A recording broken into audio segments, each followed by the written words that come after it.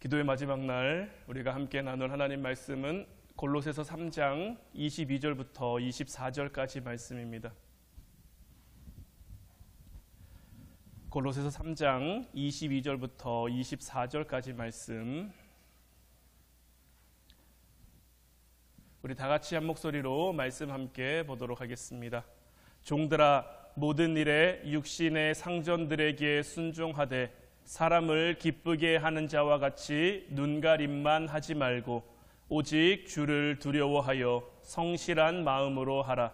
무슨 일을 하든지 마음을 다하여 주께 하듯 하고 사람에게 하듯 하지 말라. 이는 기업의 상을 주께 받을 줄 아나니 너희는 주 그리스도를 섬기느니라. 아멘. 오늘 우리가 함께 나눌 말씀의 제목은 나를 통해, 나에 의해, 나와 함께입니다. 링컨 대통령 여러분들 다 아시죠? 링컨 대통령이 어떤 민주주의를 이렇게 외치면서 정부에 대해 이야기한 유명한 그것이 있죠. of the people, by the people, for the people. 국민에 의한, 국민을 위한 정부가 되어야 한다라고 이야기를 했었는데, 좀 그런 모토에서 좀 오늘 말씀의 제목을 가져와 봤습니다. 하나님 나라는 어떻게 이루어지느냐? 하나님 나라의 소명은 어떻게 완성되어지느냐? 나를 통해, 나에 의해, 나와 함께 만들어진다라는 것. 골로새서 1장 18절 말씀을 보면요, 그는 몸인 교회의 머리시라. 그가 근본이시요 죽은 자들 가운데서 먼저 나신 이시니 이는 친히 만물의 으뜸이 되려 하시며. 이 말씀은 그리스도께서 자신의 몸인 교회의 머리라는 말씀인 것. 이것은 어떤 교회론이나 교회를 이해함에 있어서 굉장히 중요한 표현이에요. 우리가 흔히 교회를 가리켜 표현할 때 유기체적인 관계다라고 표현을 합니다. 그러니까 이 말은 뭐냐면요, 교회는 어떤 죽은 단체, 죽은 모임이 아니라 살아있는 생동력을 가진 그러한 조직이자 그런 모임이다라는 거예요.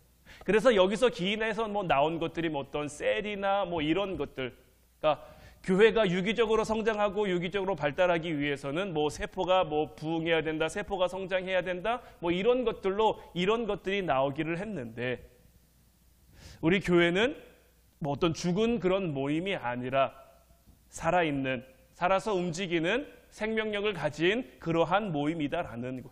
근데 이런 교회에 대해서 설명을 할 때 교회를 예수님의 어떤 팔이나 다리로 설명한 것이 아니라 몸으로 설명했다라는 것을 알아야하는 거예요. 그러니까 교회는 몸이고요, 예수님은 머리인 거예요. 자, 사람이 살아갈 때 팔이나 다리는 없어도요, 불편할지언정 살아갈 수는 있습니다. 그러나 머리와 몸이 분리되면 어떨까요? 머리 없이 살아가는 사람이 있을까요? 몸 없이 머리만 살아있는 사람이 있습니까? 없죠. 몸과 머리는요, 뗄래야 뗄 수 없는 그런, 그러니까 예수님과 교회는요, 뗄래야 뗄 수 없는 그런 운명 공동체다라는 거예요. 그러면서 교회에 대해서, 성전에 대해서 이야기함에 있어서 고린도전서 3장 16절 17절 말씀을 보면, 너희는 너희가 하나님의 성전인 것과 하나님의 성령이 너희 안에 계시는 것을 알지 못하느냐? 누구든지 하나님의 성전을 더럽히면 하나님이 그 사람을 멸하시리라. 하나님의 성전은 거룩하니 너희도 그러하니라. 사도 바울이 성도를 가리켜 곧 하나님의 성전이다라고 말했단 말이에요. 그러니까 하나님을 믿는 자들이 곧 교회인 거예요. 그러니까 주님은 이 땅의 그리스도인들을 통해서 하나님 나라를 전파하기로 작정하셨고, 이것이 소명받은 자들이 존재하는 이유입니다. 여러분들 한 사람 한 사람이 교회인 거예요. 이 세워진 건물의 교회가 아니라 이곳에서 하나님을 만나고 이곳에서 하나님을 함께 예배하고 함께 기도하기의 교회이지만, 이 교회를 구성하고 있는 여러분들 한 사람 한 사람이 이미 교회인 거예요. 그러니까 여러분들을 통해 교회는 어떤 곳입니까? 복음이 선포되는 곳이죠. 그러니까 여러분들을 통해서도 복음이 선포되고 복음이 전해지고 주님의 진리가 이 땅 가운데 드러날 수 있어야 하는 것. 하나님은 세상의 빛과 소금의 삶을 살아가는 그리스도인들에게 소명을 주셨고요. 그들을 통해서 하나님의 뜻을 이루어가고 계신단 말이에요. 그렇기 때문에 우리가 그리스도인으로 이 세상에 보내졌다면 우리는 주님과 함께 살아가는, 우리의 머리는 누굽니까? 우리의 머리는 예수 그리스도가 되는 거예요. 예수 그리스도와 우리가 떨어져 살아갈 수 있습니까? 예수님이 우리의 머리고 우리가 예수님의 몸이라면 우리는 예수님에게서 떨어져 살아갈 수가 없는 거예요. 우리는 사나 죽으나 주님과 함께 살아가야 하는 운명적 그 공동체라는 것을 깨달아야 하는 거예요. 따라서 모든 그리스도인들은요, 이 땅에서 하나님의 부름을 받은 소명의 사람들이라는 것을 결코 잊어서는 안 되는 거예요. 하나님께서는 오늘 말씀의 제목처럼 나를 통해, 나에 의해, 나와 함께 이 시대 가운데 일하시기로 작정하신 거예요. 하나님은 오늘 이 시대를 살아가는 모든 그리스도인들을 향한 꿈을 가지고 계십니다. 이건 우리 지난주 시간에 하나님의 꿈에 대한 말씀을 나누면서 함께 살펴봤죠. 하나님은 오늘을 살아가는 이 시대의 모든 그리스도인들을 향한 꿈을 가지고 계신데, 우리는 성경을 통해서 자기 시대 속에서 하나님의 소명을 이룬 수많은 믿음의 선진들을 알고 있죠. 아브라함을 필두로 해서 구약에도 많은 이들이, 신약에도 많은 이들이 하나님께서 주신 그 소명을 이룬 사람들이 있단 말이에요. 하나님이 이 시대 가운데 일하려고 하세요. 그럼 누구를 통해서 일하실까요? 예전 구약 시대에 살았던 인물을 지금 이 시대에 다시 데리고 와서 그들을 통해 일하실까요? 예수님의 제자들이 그 시대 가운데 잘했으니 예수님의 제자들을 이 시대 가운데 다시 데리고 와서 다시 그들로 하여금 하나님의 소명을 감당하게 하실까요?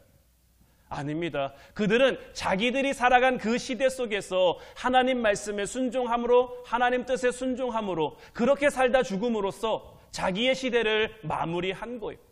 하나님께서 이 시대 가운데 하나님의 사람을 찾는다면, 하나님이 쓰실 사람을 찾는다면 누구겠습니까? 바로 이 시대에 속한 그리스도인 가운데 누군가를 세우시고 누군가를 찾으시는 거죠. 우리가 지금 이 시간 가운데 살아가는 것은 결코 우연이 아닙니다. 하나님의 큰 역사의 그 시간 안에 우리가 있는 거예요. 주님은 여러분들을 통해 일하시기로 작정하신 거예요. 그래서 먼저 여러분들을 부르신 것이고요, 먼저 여러분들을 세우신 거예요. 그렇기 때문에 이 시간 속에 여러분들 한 사람 한 사람이 살아가고 있는 거예요. 현재 이 지구상에는 수없이 많은 인류들이 살아가고 있죠.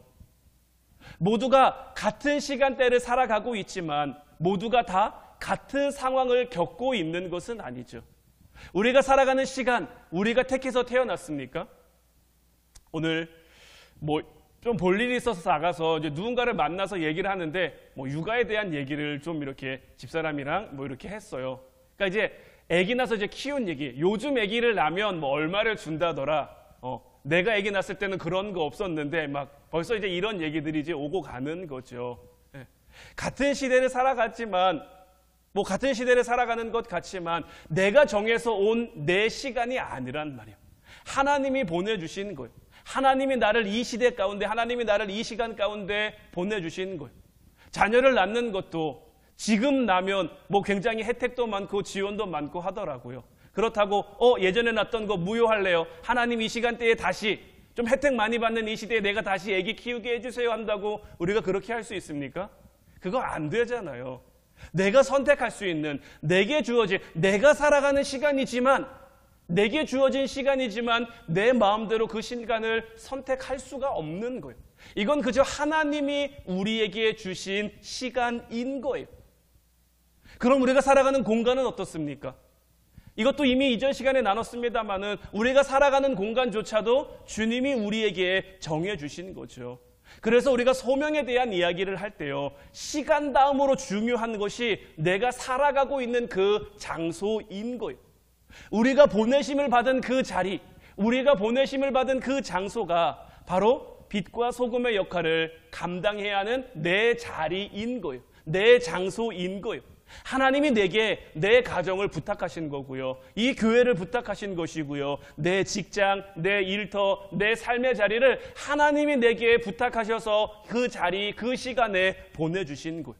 그래서 하나님께서는 그곳에서 나에 의해서, 나를 통해서 그 일들이 이루어지기를 바라고 계시는 거예요. 오늘 본문 22절부터 24절까지 말씀 다시 보면, 종들아 모든 일에 육신의 상전들에게 순종하되 사람을 기쁘게 하는 자와 같이 눈가림만 하지 말고 오직 주를 두려워하여 성실한 마음으로 하라. 무슨 일을 하든지 마음을 다하여 주께 하듯 하고 사람에게 하듯 하지 말라. 이는 기업의 상을 주께 받을 줄 아나니 너희는 주 그리스도를 섬기느니라. 주님은 우리에게 맡겨주신 그곳에서 주님 앞에 하듯이 하라고 우리에게 명령하신 것. 따라서 우리는 기억하며 살아가야 합니다. 내가 있는 곳에서, 내가 머무는 곳에서, 내 가정에서, 내 교회에서, 내 직장에서, 내 일터에서 내가 거룩하게 살아가면요, 주님의 거룩함이 그곳에서 드러나게 되는 거예요. 그러나 내가 있는 곳에서 주님의 마음을 헤아리지 않은, 우리가 어제 말씀을 나눈 것과 같은 달란트를 땅에 묻어 감추어 주고 주인의 뜻을 헤아리지 못한 그 악하고 게으른 그 종처럼 우리가 살아간다면 그 책임은 누가 져야겠습니까? 그 책임은 누구에게 묻겠습니까? 그 자리에 보내진 나에게 묻게 되는 거예요. 소명이라고 하는 곳은요, 내가 있는 그곳에 있는 거예요. 여러분들의 소명은 어디 있겠습니까?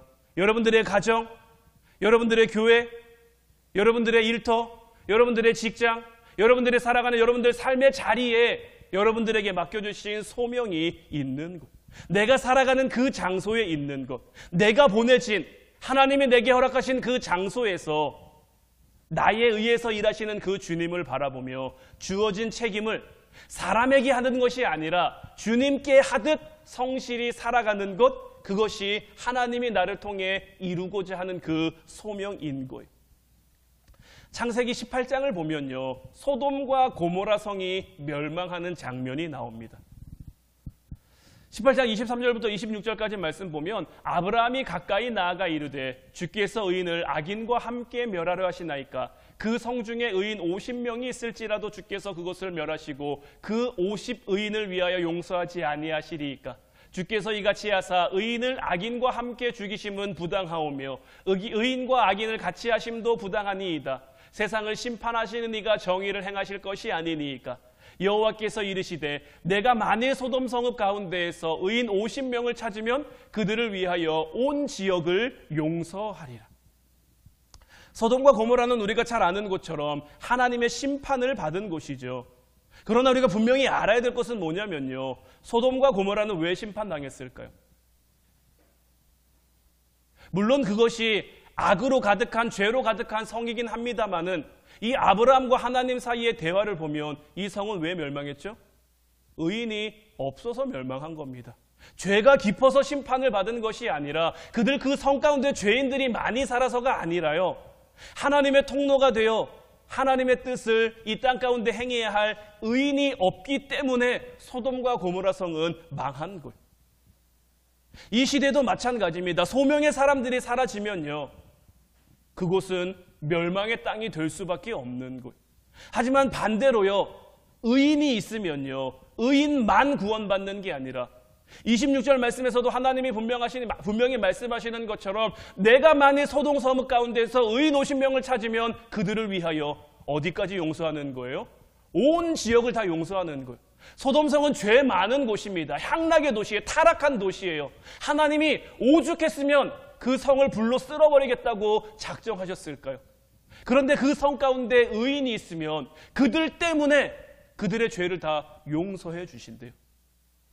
이제 이렇게 하면서부터 아브라함과 하나님 사이에 어떤 밀당이 시작되죠. 50명으로 시작한 이 밀당이 어디까지 내려갑니까? 창세기 18장 32절 말씀 보면, 아브라함이 또 이르되 주는 노하지 마옵소서, 내가 이번만 더 아뢰리이다. 거기서 10명을 찾으시면 어찌하려 하시나이까? 이르시되 내가 10명으로 말미암아 멸하지 아니하리라. 50명으로 시작된 아브라함과 하나님 사이의 그 줄다리가 몇 명까지 내려갑니까? 10명까지 내려가는 거예요. 소돔성에 얼마나 많은 사람들이 살았는지는 정확히 알 수 없으나 분명한 것은 무엇입니까? 그곳에 의인 10사람이 없어서 그 성은 불로 심판을 받았다라는 거예요.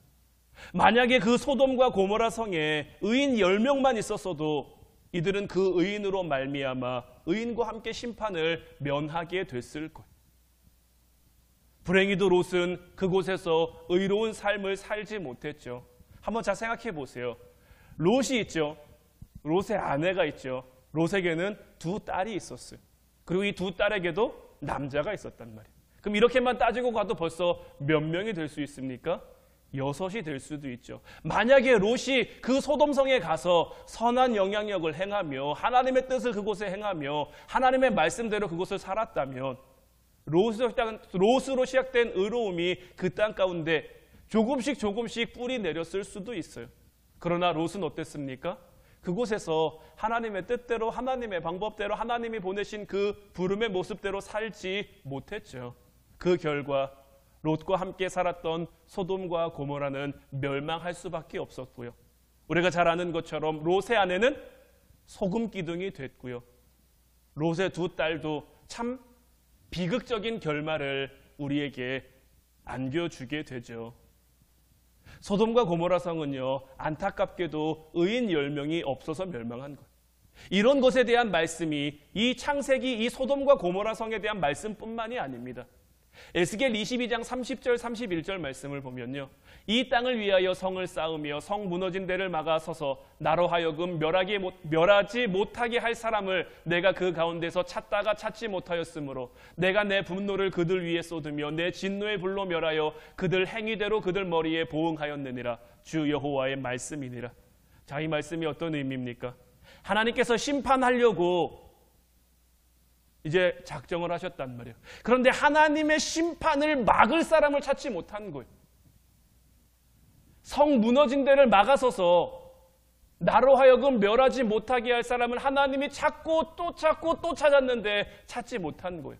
그래서 하나님께서 그 성을 심판하셨다라는 거예요. 우리는요, 우연히 이 땅에 보내져서 우연히 이 시간대에 보내져서 이 시간을 이 장소를 살아가는 사람들이 아닙니다. 하나님은 하나님의 그 큰 시간 속에서 나를 통해 일하시려고 이 시간에 이 자리에 저와 여러분들을 보내신 거예요.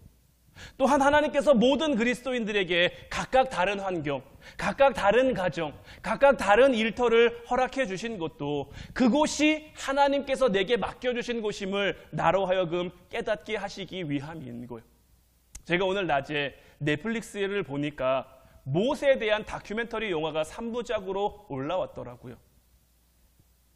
이제 그걸 보다가 이제 그 영화는 이제 모세의 어떤 일대기를 뭐 신학자, 뭐 성서학자, 아니면은 뭐 역사학자, 또 이런 사람들뿐만 아니라 모세에 대한 이야기는 이슬람 코란에도 기록되어 있거든요. 그래서 뭐 코란을 연구하는 학자, 뭐 여러 학자들이 이제 그 영화에 대한 코멘트를 남기며 이제 모세에 대한 것을 이제 풀어가는 건데, 이제 그 영화를 보다가 제가 이제 이런 이제 내용을 들었는데, 뭐 여러분들도 다 아는 거예요.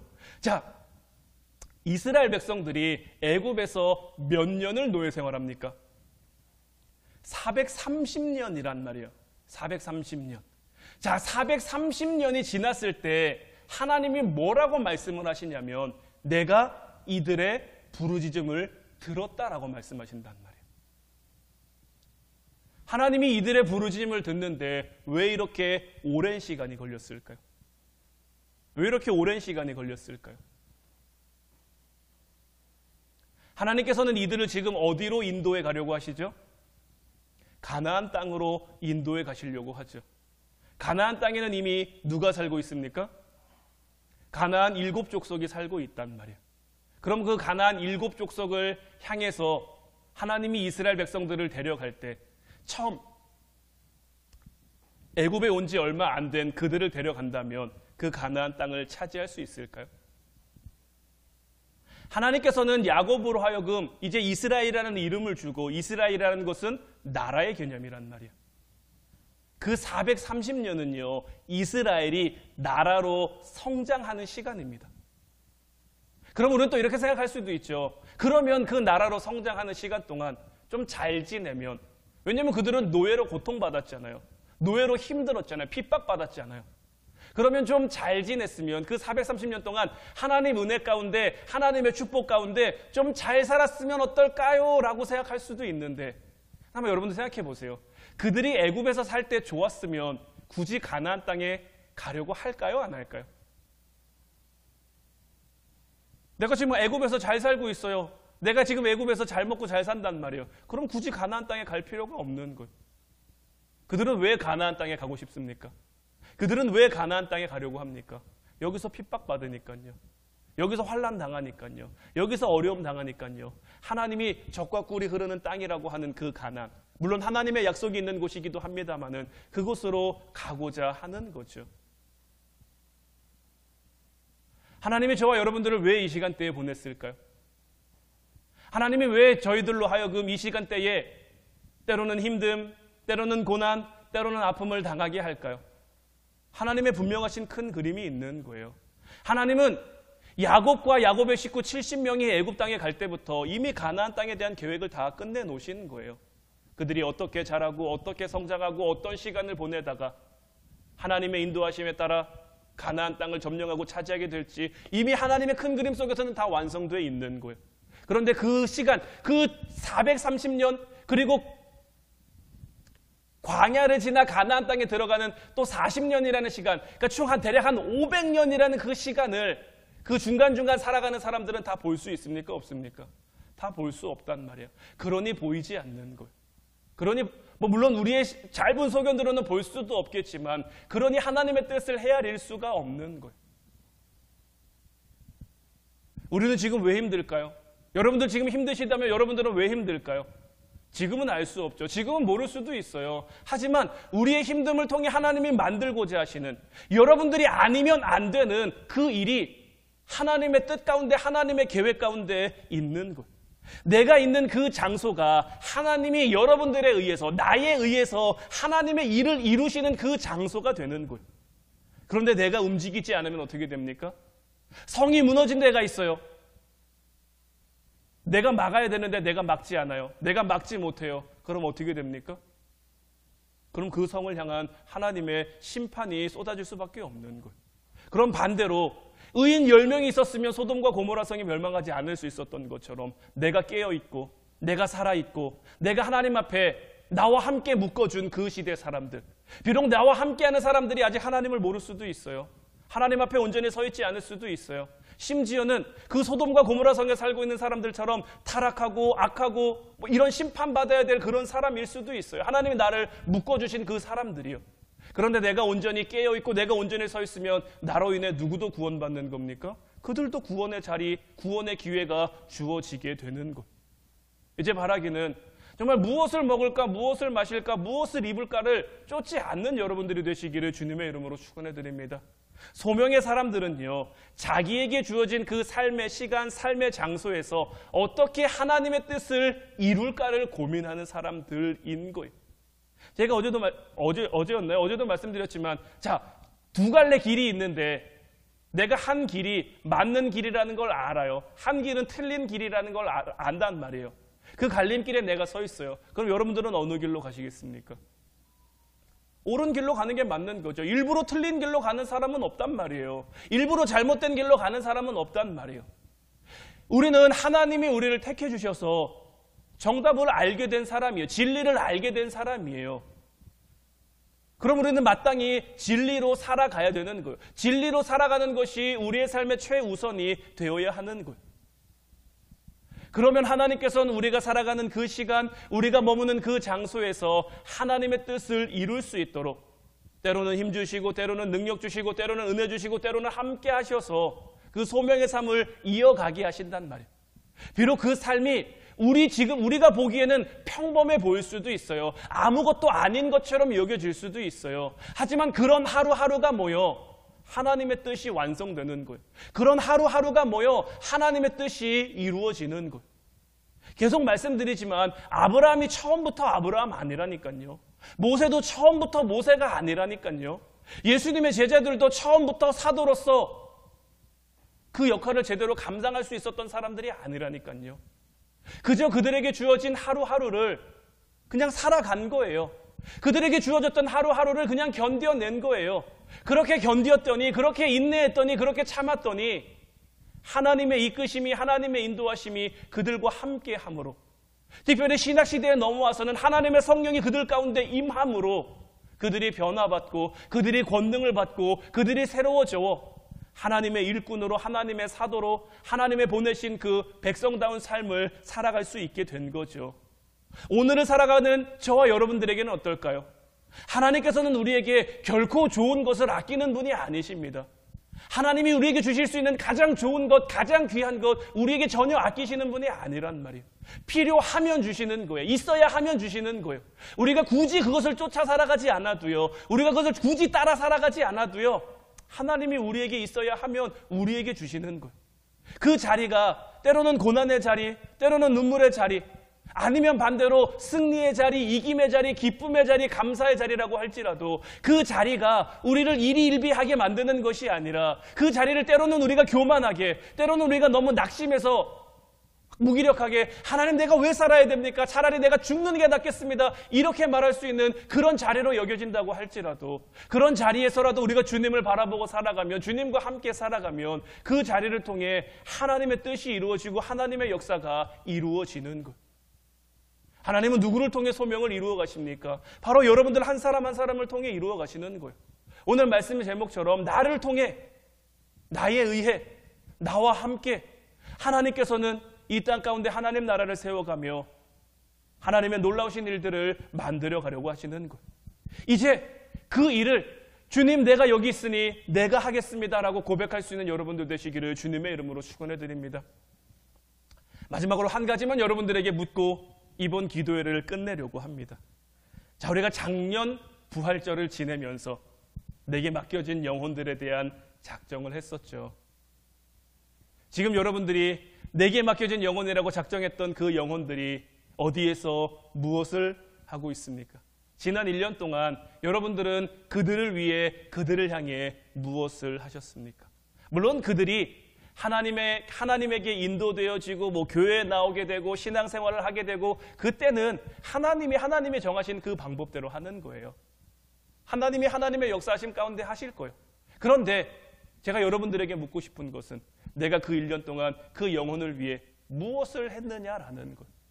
하나님이 내게 맡겨주신 그 자리에서, 하나님이 내게 맡겨주신 그 시간 안에서, 하나님이 내게 맡겨주신 그 사람들을 향해 내가 무엇을 했느냐. 어제도 우리가 함께 말씀을 나눴죠. 지극히 작은 자 하나에게 한 것이 곧 내게 한 것이다 라고 하셨는데 우리는 과연 그들을 향해 무엇을 하며 살아갔는지. 물론 비단 이것이 어떤 우리의 신앙과 우리의 소망을 체크할 수 있는 전부는 아니지만 여기에서부터 좀 시작해 볼 수 있지 않을까. 여기에서부터 어떤 우리의 삶의 자리를 좀 살펴볼 수 있지 않을까. 아직도 늦지 않았습니다. 우리에게 하나님께서 오늘을 허락하셨다는 것은 우리에게 또 다른 기회가 있는 거고 우리에게 또 다른 하나님께서 찬스를 주신 거라는 것, 그 소명을 이룰 그러한 기회를 우리에게 주신 거라는 것을 잊지 않는, 그래서 우리의 삶이 비록 평범해 보일지라도 그 평범을 위대함으로 만드실 하나님 나라에서의 그 위대함을 우리로 하여금 깨닫게 하실 그 주님을 기대하면서 우리에게 주신 삶을 이제 소명의 삶으로 만들어 그 소명을 이루어가는 저와 여러분들 될 수 있기를 주님의 이름으로 축원해 드립니다. 이제 우리 같이 찬양하고 기도하길 원하는데요. 오늘 이 시간에는 좀 서로를 축복하며 찬양했으면 좋겠어요. 야곱의 축복이라는 찬양 우리가 좀 함께 고백하며 서로를 축복하고 또 함께 중보하며 기도했으면 좋겠는데요. 우리는 다 하나님의 사람입니다. 하나님의 사랑이기도 하고요. 이런 우리가 이 땅 가운데 정말 뿌리 내려 자라는 나무가 될 수 있다면, 우리라는 나무를 통해 열매가 맺혀질 수 있다면 얼마나 좋겠습니까? 이 시간 우리가 이 찬양 함께 고백하며 나눌 때에 서로가 서로에게 하나님의 은혜, 하나님의 열매가 가득하기를 축복하며 또 함께 중보하며, 또 오늘은 특별히 제가 여러분들 안수하면서 기도하도록 하겠습니다. 우리 찬양과 같이 기도하겠습니다.